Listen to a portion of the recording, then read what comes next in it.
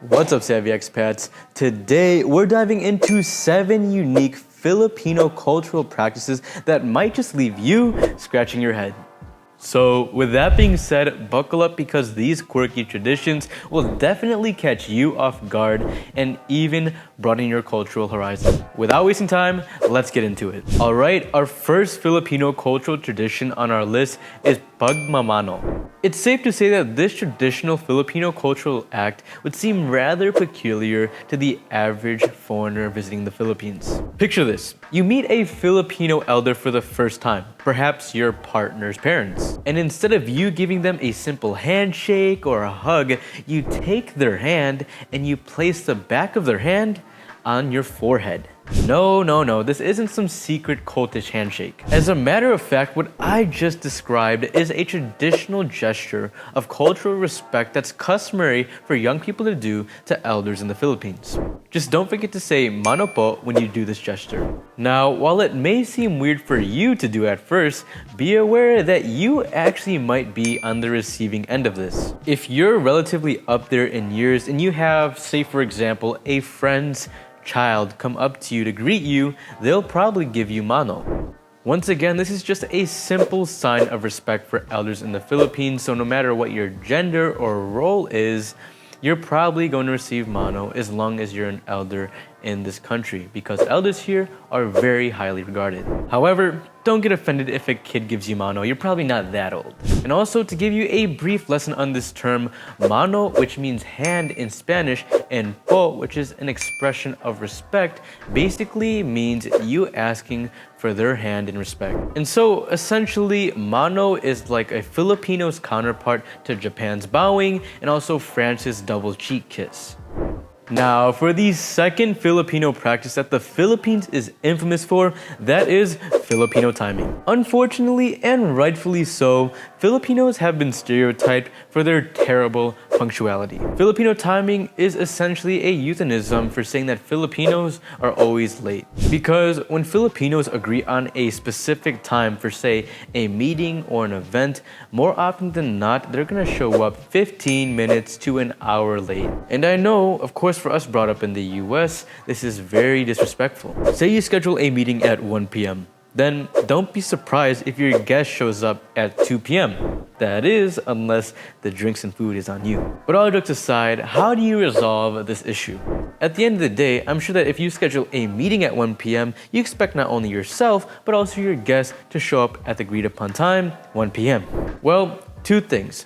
Number 1, if you know that they are the type of person to always be late, schedule your meeting or appointment 1 hour earlier. That way, you'll know that they will show up relatively on time according to your schedule, even if they are still late. And second way to resolve this, just don't hang out with them, period. Of course, if they're not the type of person to respect your time, then maybe it's not a worthwhile relationship for you to nurture after all.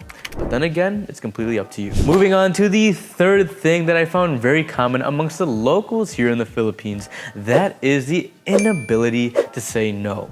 This Filipino quirk frustrates foreigners as much as it confuses them because most locals will not give you an outright no or decline even if they need to. Generally speaking, most Filipinos don't like confrontation and will avoid saying no at all costs. So, say you're trying to invite someone to a party that you really need a headcount for. This can be very frustrating in the Philippines because what you'll oftentimes hear is a maybe, we'll see, or an I'll try. Whereas in the US, if people know that their plate is full and their schedule is booked, they'll either just give you an outright no or tell you that they won't be able to make it. This is the kind of clear-cut communication that saves you so much time, hassle, and confusion. What I personally find frustrating is when I ask a grocery clerk where I can find a specific item at the grocery store, and even if they don't actually know, they'll just point me in a random direction because they don't know, and ultimately it's a waste of time for me and it's very confusing. This cultural habit, from what I've observed, is what Filipinos do in order to save face so that they can seem more culturally and socially respectful, and conscious of others.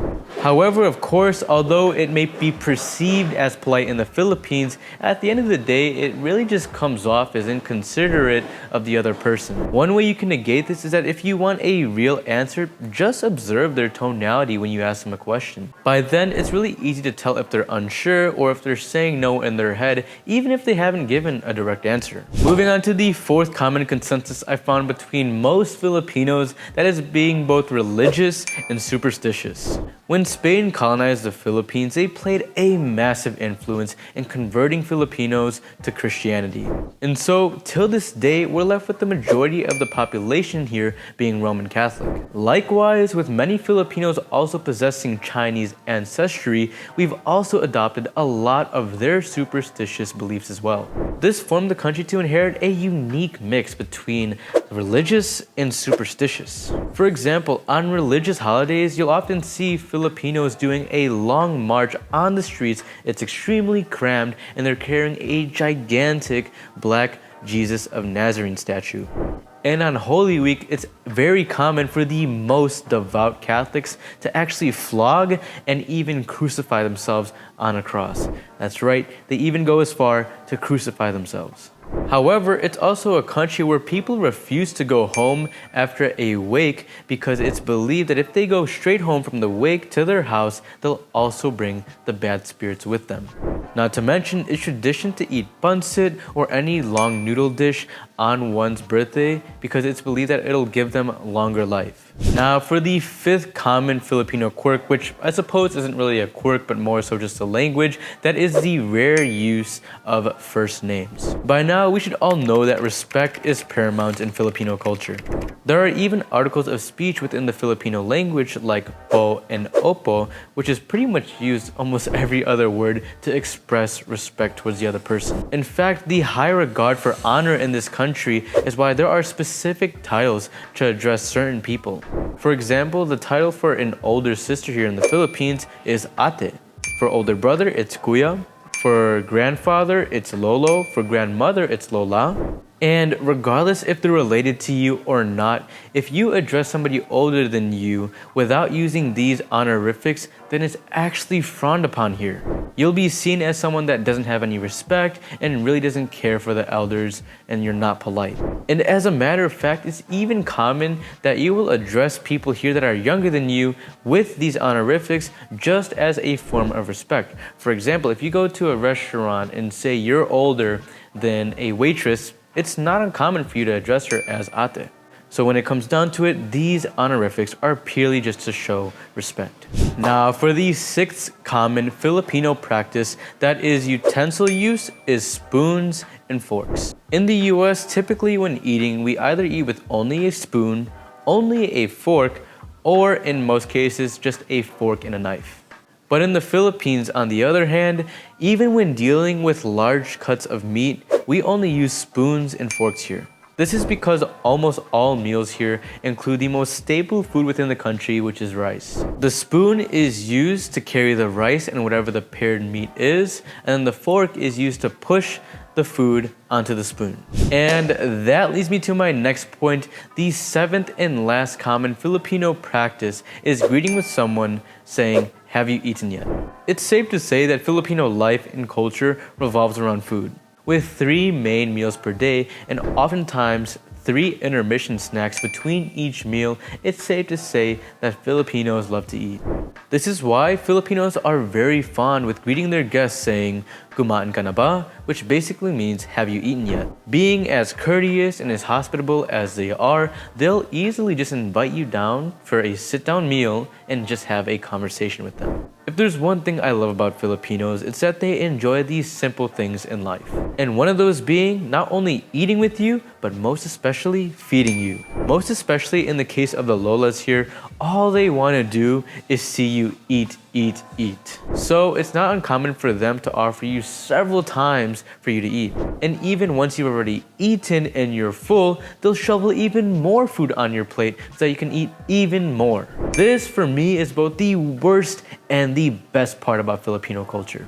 Best because I like to try different foods and I like to eat, but also the worst because Once you're full and you've already eaten as much as you can, if they offer you more food and you decline because you're already too full, it can be seen as disrespectful in this culture.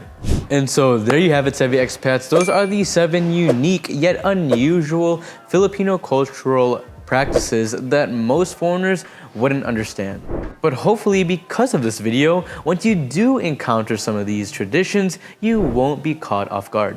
And so thank you for watching Savvy Expats. It was a pleasure and I'll see you in the next video. God bless.